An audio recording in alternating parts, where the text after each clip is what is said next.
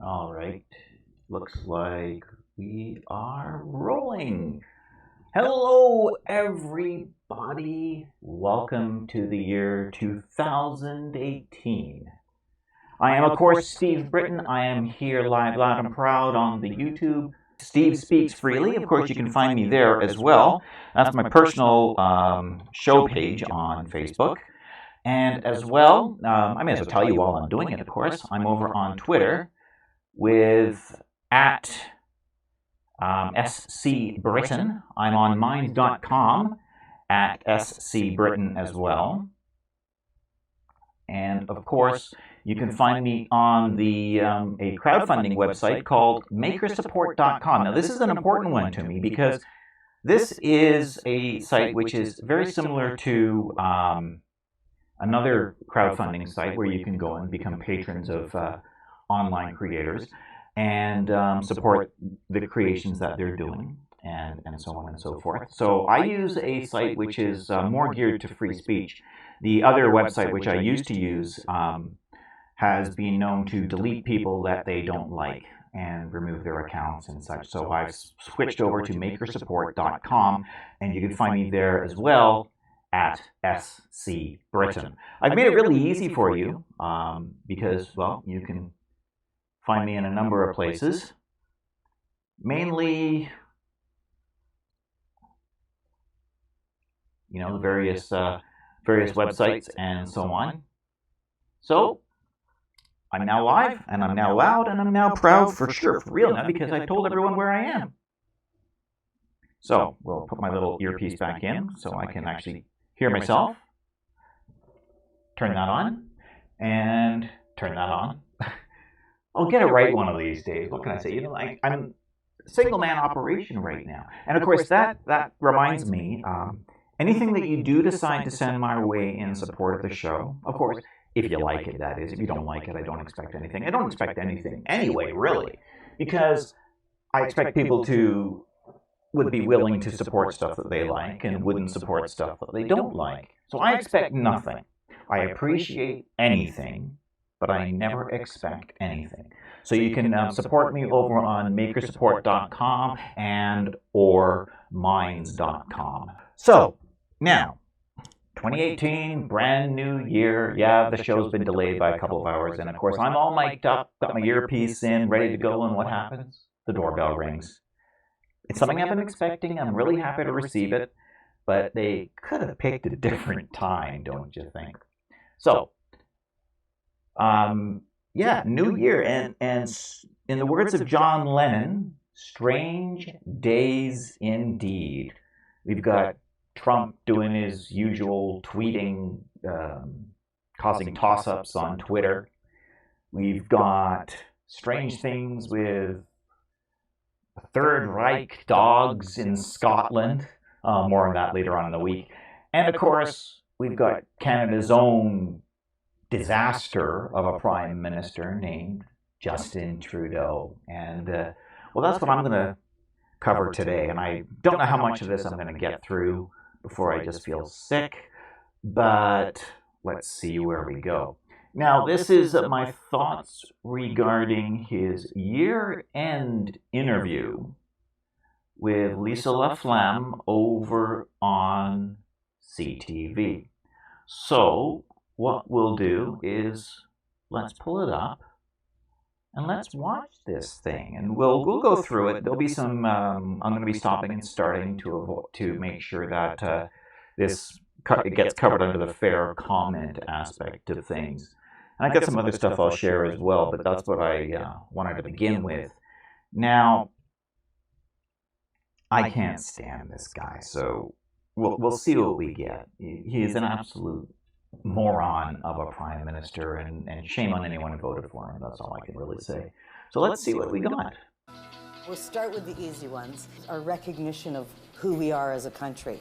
Canada 150. And the highlight for you this year. Oh, I mean, there have been so many highlights.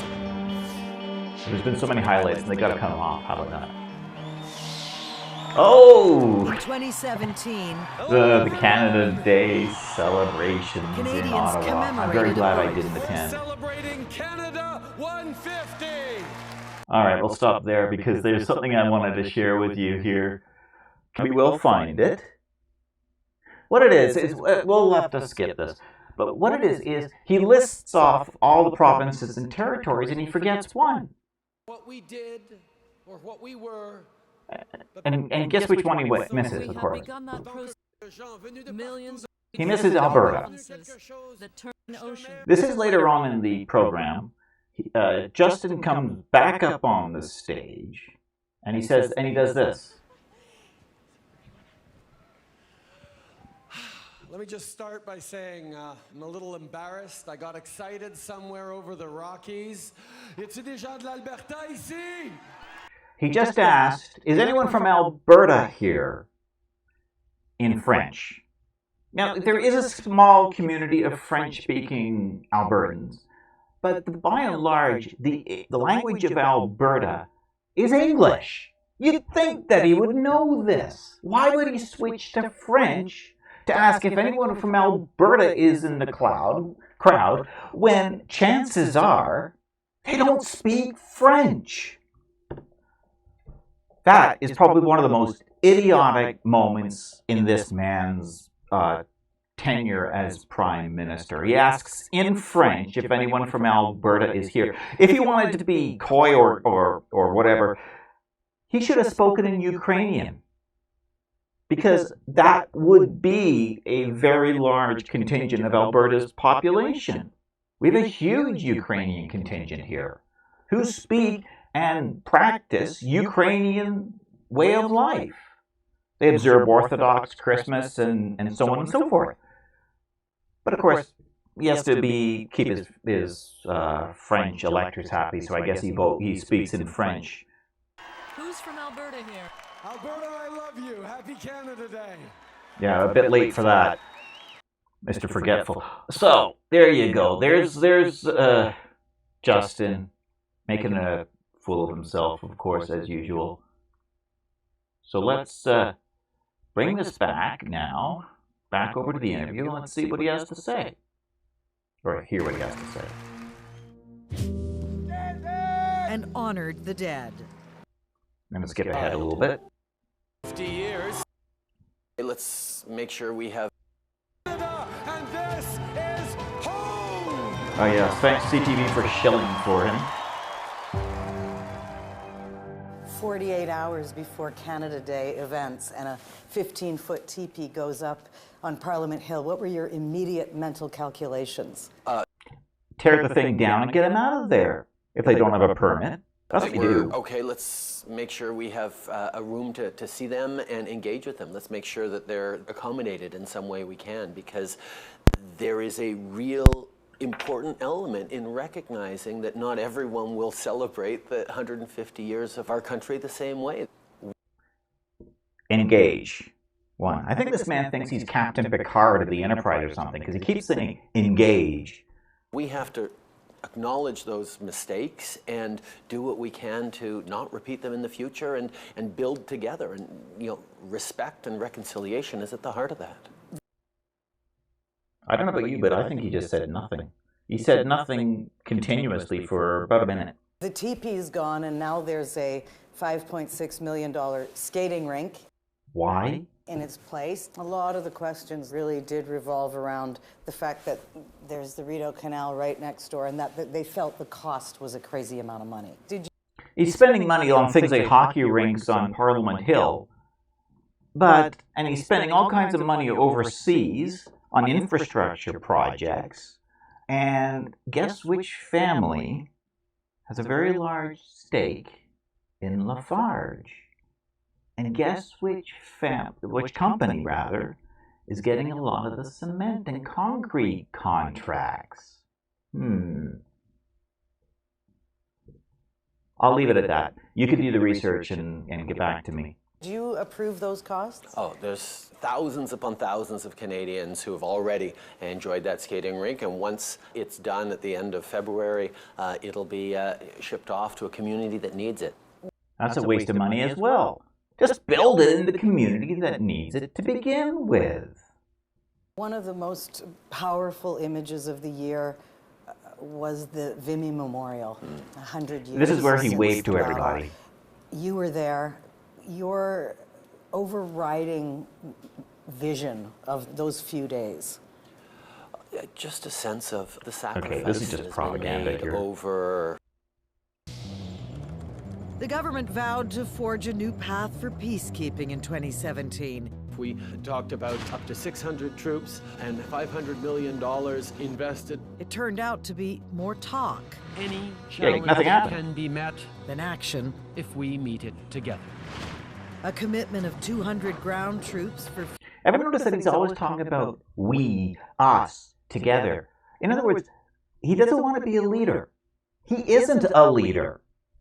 He's a follower. He's a, let's be a nice, airy-fairy team together. future UN missions, well short of expectations, and no pin on the map either. Just where Canadian peacekeepers would be deployed is still a mystery. You know, if there's people who don't want to be peaceful, there's no point in sending peacekeepers in. Not much peace to keep, though. Syria, Iraq, Afghanistan, in a... And frankly, ISIS doesn't deserve to be kept peaceful. ISIS deserved, as Donald Trump did, to be bombed back into the Stone Age. And shame on Justin for not being involved. state of constant conflict. In Yemen, 7 million people are on the brink of starvation, with the Saudis holding desperately needed aid at the border. There was a surge at the Bangladesh border, too. More than 600,000 persecuted Rohingya Muslims driven out of Myanmar This looks a lot like ethnic cleansing. by a systemic campaign of murder, rape, and scorched earth. Well, this is something that we It re- also this torches is the true rape reputation of culture. Nobel Prize-winning heroine and honorary Canadian Aung San Suu Kyi. For us, the key question is not what you say, it's what you do. There were Yeah, it is what you do. You know what? You boot her out. Like, she's not like an honorary citizenship, which means basically she's got all the rights and privileges of being a Canadian citizen, but she hasn't had to do anything to get it. So take it away from her. It's a gift bestowed upon someone. It's not something that is meaningful to them anyway. So she's going to treat people like that. She doesn't deserve to be a Canadian. End of story. were escalations by Donald Trump, his eroding middle ground in the Middle East. Here we are with the threat of nuclear war again. Just want your thoughts as you, like all of us, watch the back and forth between Donald Trump and Kim Jong-un. It seems so personal. Well, I mean, that's one of the dynamics, but of course, it's not just about the two of them. It's also very much about China, a bit about Russia, a lot about Japan, a lot about South Korea, and Canada's been engaging. There's it again. Engaging. You see, he doesn't say anything. Constantly with leaders in the region and indeed around the world to try and make sure that there is a path forward here that doesn't result in the kind of calamities that we experience too often in the 20th century. So when you see Donald Trump stand up and refer to him as Little Rocket Man, he is a sick puppy. does it And he's further right. endanger the world, this sort of poking the bear? Donald Trump has demonstrated that he's a bit of a disruptive force. He does unpredictable things, and sometimes they have positive impacts, sometimes they have negative impacts. It's not my job to opine on, what it is he chooses to do. My job is to keep Canadians safe and to keep us moving towards a safer world, and that's what I'm going to stay focused on. Yeah, and sometimes, you know what? Keeping us safe involves opining.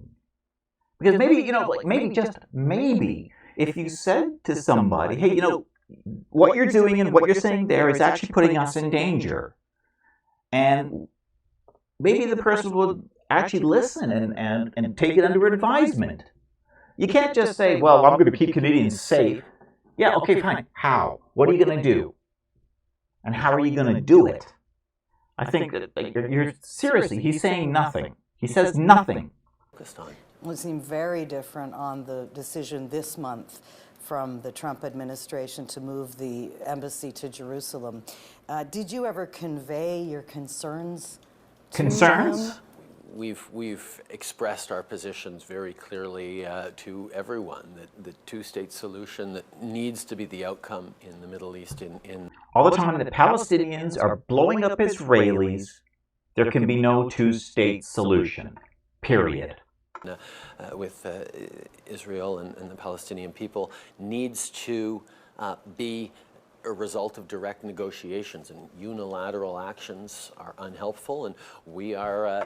You know, if someone starts blowing people up, they're going to get some unilateral action in response. Not going to be moving our embassy, and you know, the president certainly knows that. One of the searing images of 2017 has to be the 600,000 Rohingya Muslims making their way out of Myanmar into those camps in Bangladesh. So many viewers emailed the question they would ask you: why not revoke Aung San Suu Kyi's honorary citizenship? It's not really an issue that I run into in my thinking, because if we can use the fact that she's an honorary citizen as a lever to have conversations with her, and why would she care? She won't. She hasn't had to do anything to get the thing in the first place. Yank it from her, for God's sakes. Perhaps get a different outcome or better leadership, then that's great. So that means all is forgiven on the ethnic cleansing front then? I mean, a lot of people wonder if that doesn't qualify. Why would you say that? Because you're not doing anything about it, dumbass. Well, your move forward, I'm curious to know. On the contrary, moving forward means talking very clearly and directly to Aung San Suu Kyi, to the leadership in the military. Stop, or we'll say stop again. That this has to be fixed, that we can be helpful, and we are aligned with other countries that are looking very closely to be helpful, and that this is unacceptable going forward. You know what her answer is going to be? She's not going to care. Why would she? But to do so, Canada has no nuts. in a constructive, productive way, rather than looking for grand symbolic gestures that might make people feel a little better. Oh, we're doing something. Yeah, she's really got to feel bad about not being a Canadian citizen anymore. Do you think a family in a refugee camp in Bangladesh care much whether Aung San Suu Kyi is an honorary Canadian or not?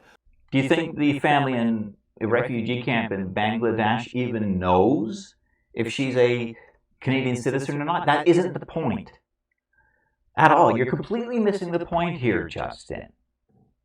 Can I call you Justin? Can I? Yeah, I know you, so I've met you before, so I'm going to call you Justin. It isn't about that. You want to help the family in Bangladesh? Get them some refugee help. Get them some food or something. That's how you help that family in the refugee camp in Bangladesh. But if you want to have an impact on the global scale, you don't let people who do this kind of thing be citizens. You get them out of here. She isn't here, but you take away the right. And you tell her that you've done it. She's not going to care, of course, but it says this is unacceptable to us. By keeping her an honorary citizen, you are tacitly, indirectly showing sanction and approval of this kind of thing. You're enabling her, Justin. I'm amazed that you can't understand this.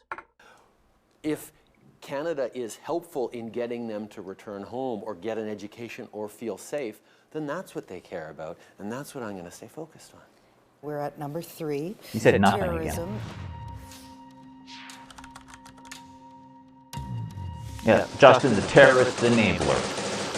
The campaign to eradicate ISIS took a major turn in 20. Yeah, Donald Trump just defeated them. individual Manchester, of course, injuring another London. 19. There's the mosque in Quebec City.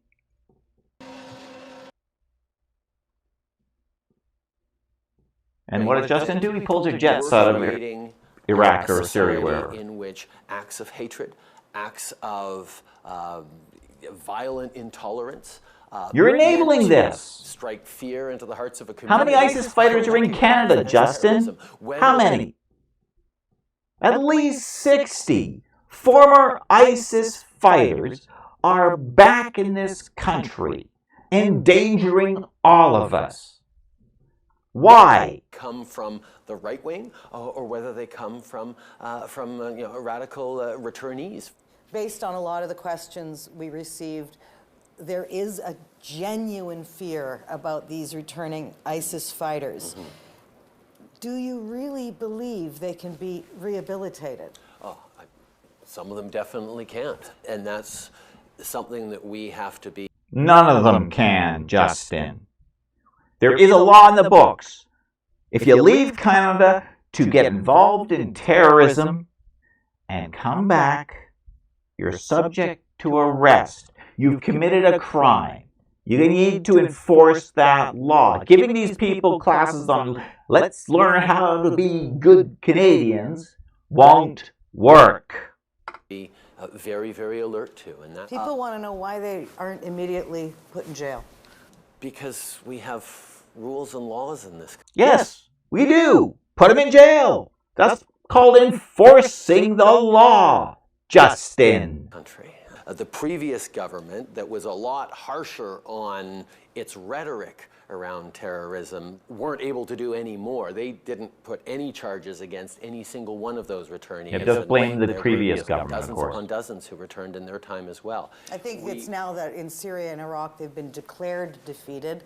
There is a question of them coming back to this country, and you can't possibly monitor all of them, can you?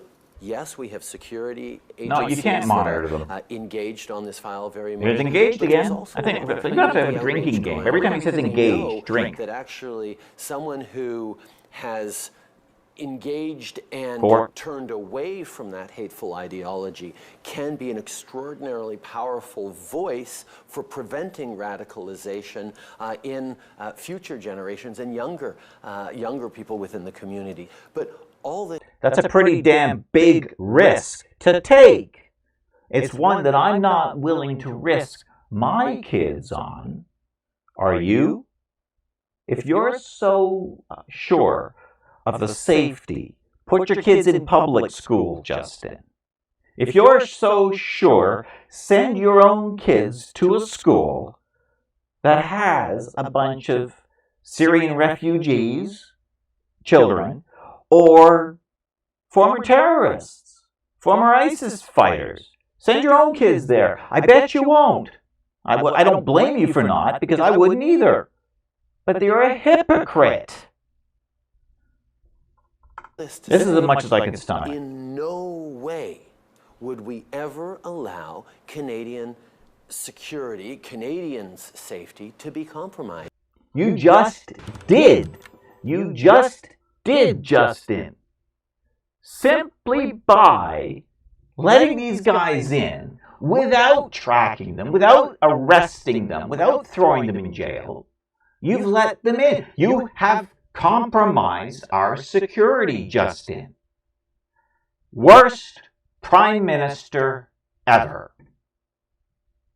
I'm Steve Britton. I'm gonna have to cut it off here because I'm getting too hot under the collar for this. So that's a sampling of the interview that he did, and that's sort of just the first few big issues. So I'm going to end it here. I'll be back on Wednesday with another one of these, hopefully at 10 normal time, 10 Mountain Time, and we'll talk about some other stuff.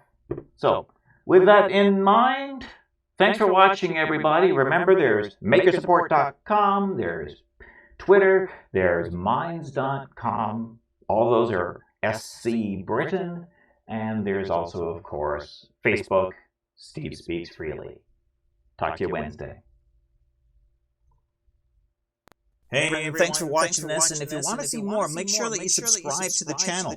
You know how to do it. There's a little bell icon down below. There's a little subscribe button down below.